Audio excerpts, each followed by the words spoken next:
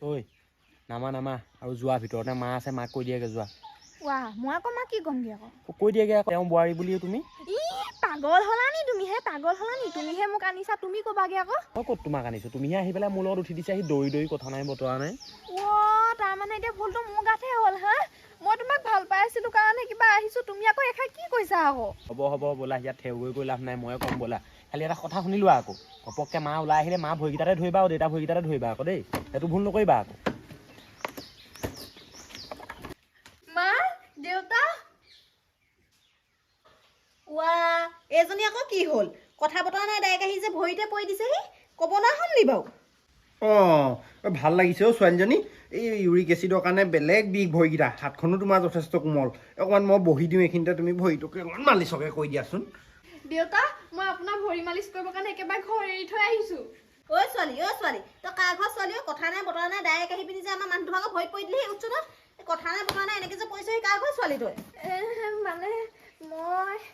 এই ঘেহাই থাকিব নালাগে আমাৰ ঘৰত ঘেহাই থকা মানুহ কোনো নাই এই ঘেহাই থাকিব নালাগে চিধা চিধি ক অ' মা হেৰি নহয় এইক মানে মই ভাল পাওঁ এই বহুত দিনৰ পৰা ভাল পাই আছিলোঁ আজি তাই গুচি আহোঁ বুলি ক'লে এতিয়া পৰীক্ষা চৰীক্ষাও শেষ হ'ল সেইকাৰণে লৈ গুচি আহিলোঁ আৰু ভৰি আৰু এখোজো আগবঢ়াই নানিবি গম পালি নাই ভিতৰলৈ নোসোমাবি তই ক'ৰপৰা আহিছিলি যাগে যা মই ভাবিছিলো তোমাৰ মৰমৰ পত্নী হম আহি পেলানি তোমালোকৰ ঘৰৰ মৰমৰ বোৱাৰী হম প্ৰথম দিনাখনিয়ে ঠেলা এটা মাৰি দিছে এই ৰ'বা নাকানিবা ৰ'বা এই পলুৱাই আনিলে এনেকুৱাই হয় অলপ দেৰি পৰিস্থিতিটো উত্তপ্ত হৈ থাকিব তাৰপিছত লাহে লাহে শীতল হৈ যাব দেই তুমি চিন্তা নকৰিবা ৰ'বা খুৰীয়ে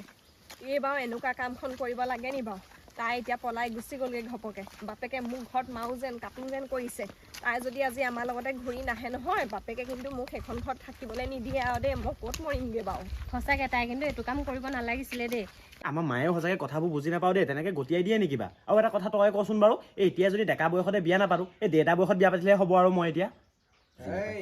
ঐ কি হ'ল তোৰ হে তই বাপেৰৰ বয়সত ধৰি এনেকৈ কথা নকবি এতিয়াও বাপেৰে ছোৱালী পলুৱাই আনিব পৰা বয়স এটা আছে